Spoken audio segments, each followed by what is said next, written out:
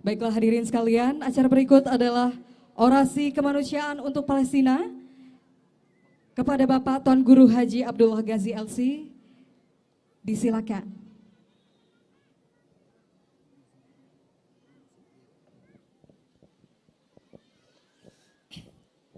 Bismillahirrahmanirrahim. Assalamualaikum warahmatullahi wabarakatuh. Bismillahi ma sya Allah la yasuqul khaira illa Allah. Bismillahi ma sya Allah la yasrifu su'a illa Allah. Bismillahi ma sya Allah ma kana min ni'matin fa min Allah. Bismillahi ma sya Allah la hawla wa la quwwata illa billahil aliyyil azim. Alhamdulillahi rabbil alamin wa bihi nasta'inu ala umurid dunya waddin. Allahumma salli wa sallim وبارك على سيدنا محمد الفاتح لما أغلق والخاتم لما سبق ناصر الحق بالحق والهادي إلى صراطك المستقيم وعلى آله حق قدره وبمقداره العظيم أما بعد. Untuk mempersingkat waktu, yang sama-sama kita hormati dan muliakan ayahanda para tokoh agama, ayahanda para tokoh masyarakat, ayahanda para tokoh pemerintah, para pemuda peduli Palestina yang kami banggakan, singkatnya hadirin wal hadirat yang dimuliakan Allah Subhanahu wa taala. Segala puji bagi Allah yang telah menggerakkan kaki kita ke tempat ini berkumpul. Mudah-mudahan langkah kita berkumpul di tempat ini Allah catat sebagai jihad kita di jalan Allah. Takbir, Allahu Akbar. Ada beberapa poin yang insya Allah menjadi tujuan kita, maksud kita kumpul di sini. Yang pertama adalah mengenai Masjidil Aqsa. Masjidil Aqsa adalah warisan para nabi dan rasul diberikan kepada umatnya Nabi Muhammad sallallahu alaihi wasallam. Masjidil Aqsa yang Nabi menyebutnya dan memerintahkan kita untuk mengunjunginya serta solat di dalamnya sampai hari kiamat. Apakah kita rela orang Yahudi menguasai mengambil Masjidil Aqsa? Apakah kita rela orang-orang Israel menguasai Palestina? Seandainya Masjidil Aqsa dikuasai, diambil oleh orang-orang Israel, otomatis Palestina tidak ada jamaah. Inilah yang menjadikan orasi protes kita kepada dunia. Kita menyatakan bahwa Masjidil Aqsa adalah masjid warisan para nabi rasul kepada umat Nabi Muhammad sallallahu alaihi wasallam. Kita mendengarkan kabar berita bahwa orang-orang Yahudi pada akhir bulan Oktober menutup pintu masuk menuju ke Masjidil Aqsa, tidak diperbolehkan kaum muslimin salat di dalamnya. Lalu di dalamnya mereka merayakan acara ritual keagamaan yang mana di dalamnya mereka meniup trompet namanya nafkhul buh, yang menandakan seandainya orang Yahudi meniup trompet itu menandakan bahwa tempat itu akan dikuasai oleh mereka. Apakah kita setuju? Allah Subhanahu wa taala mengirimkan bala tentaranya yang peduli pada pemuda kaum muslimin yang berjihad untuk menggagalkan perencanaan mereka. Alhamdulillah saat ini sedang terjadi peperangan.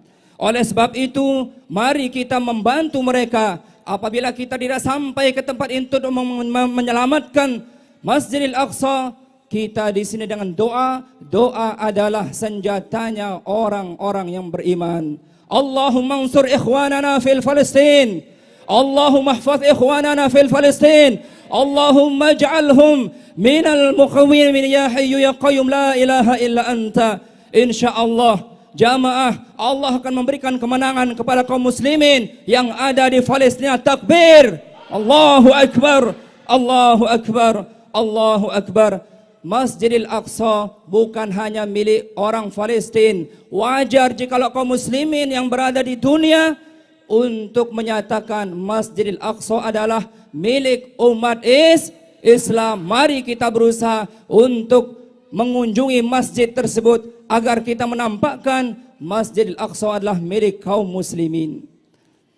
Jamaah yang dimuliakan Allah Subhanahu wa taala, bentuk protes yang kedua, terjadi perang tentara dengan tentara, wajar apa tidak? Tentara dengan tentara, hal biasa apa tidak?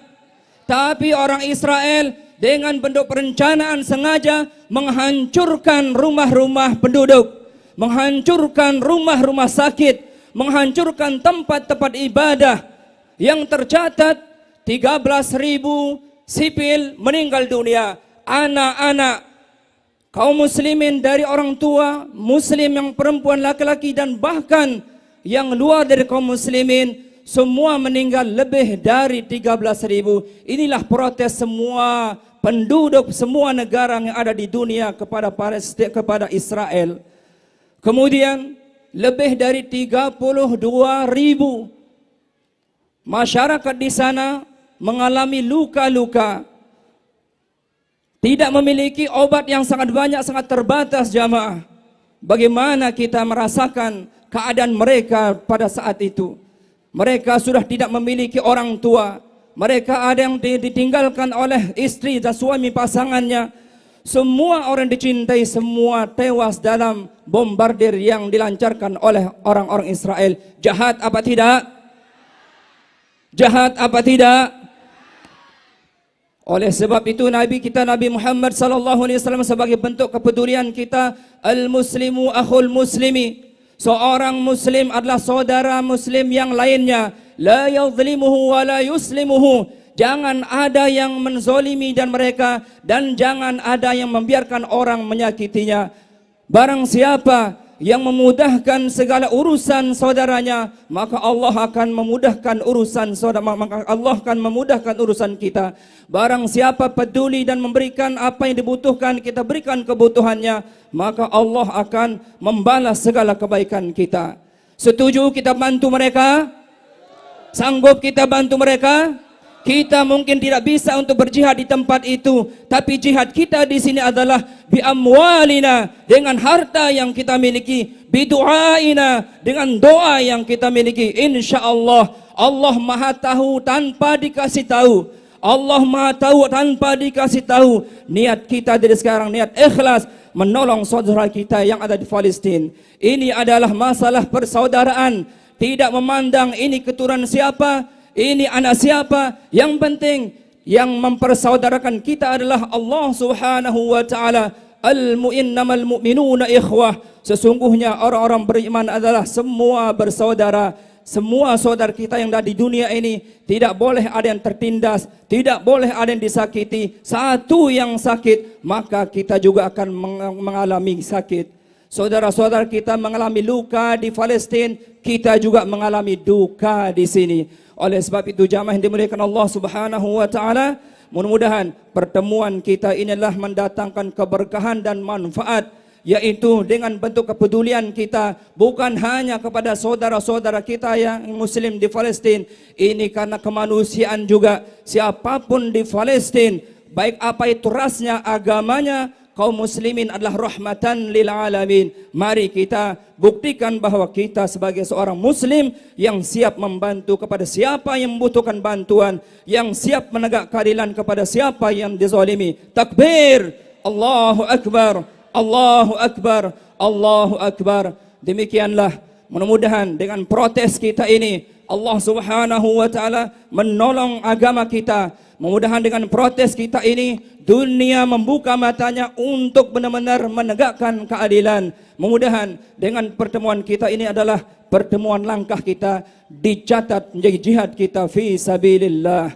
Mudah-mudahan Allah Subhanahu wa taala melangkah meringankan langkah kita, memberikan hidayah kepada kita, memberikan petunjuk kepada kita. Kita doakan juga negara kita, negara Indonesia, negara yang berkah, dan begitu juga kepada negara-negara muslim yang lainnya. Wabillahi taufiq wal hidayah.